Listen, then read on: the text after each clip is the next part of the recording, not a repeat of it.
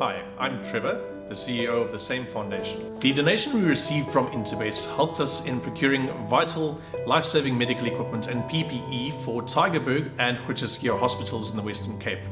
This was while the Western Cape was the epicenter of the pandemic. If you would like to get in touch or assist us in these projects, you can get hold of us on our website, which is www.samefoundation.org.za, Facebook and Instagram or LinkedIn. It's time for race 6 on the card, and race 6 is due to go off at 15:20 over the 1200 meter trip. Call now or play online www.trackandball.co.za, FM 74 handicap. 9 runners do go to post for the running of race 6 on the card, and in this lineup I quite like a bit of horse number 2, Flashy Katrina. She's dropping in the ratings nicely. In her last 4 runs she's improved with each run. 2.5 kgs off the back once again. She takes on a lot easier than what she did meet last time out. And I think from the 2 draw, she's going to be a lot closer to the pace.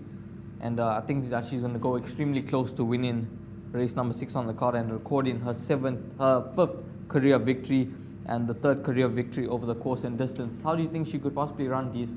Yeah, she's my horse to follow. I haven't included her in the exotics, so that means place accumulator and pick 6 on the shortlist show, but she's definitely the horse to follow that I've singled out. And you've kept a close eye on her at her last 3 starts, and you know that she could be ready to win. I fought behind Wistful Girl, and she's a very useful sort from the Guard Puller stable. Pelagonium won really well for Yogus Governor. She wasn't disgraced that day. And then last time out behind Goliath Heron, that was the first try that Caden Brewer had on her. And I think it was a fair effort as well behind the visitor. The 2.5 kgs off, now that she's come down in the ratings, actually makes her race off a net 67, carrying 56.5 kgs on her back. And last time out, let's not forget that she was racing in open company as well against the boys and beaten 2 lengths. That was a tremendous run from her. It looks like the right type of field for her to get that next career win. Com's horses are running well when they're not in the number 1 box. They're there or thereabouts, and whether it is here or in Kabeja, as he's got a satellite yard there, he's doing well, Kumar and Naidu. When I look past Flashy Katrina, I tried to look for a horse that I think will be doing her best work at the finish, because the pace should be decent in the small field of 9 runners. And the runner that I've picked out that I'm almost certain will be running at them strongly is number 4, Star Choice, who has won twice over the course and distance and enjoys the poly track. Last time out behind Purple in Kanyezi, as you can see, was the fastest finisher that day. And if you go through some of her previous runs as well, she's always the fastest finisher. It all depends if her mind's on job. If Star Choice comes to the races and wanting to run, she'll be dropped out from whatever draw she's given, and she'll be doing her best work at the finish. So those are the 2 that I like here.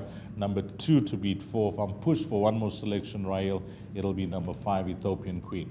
Yes, like you did, I think Ethiopian Queen, she could possibly be the pick of the 3-year-olds. She has had a post-maiden experience and run against the older horses. So I think Ethiopian Queen, she must be a runner that you do include.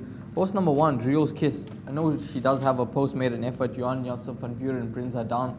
What do you make of her chances here with the 1.5 off the back? It's good to see that Rachel does take the right because she's in some great form herself. Yeah, gutsy win. You know, she had to push hard to shed that maiden last time out. It was touch and go in a photo finish with Aga Heat. But what was really nice that Ashley Fortune's runner called Special Variety has come out to win. She finished 4th in that race.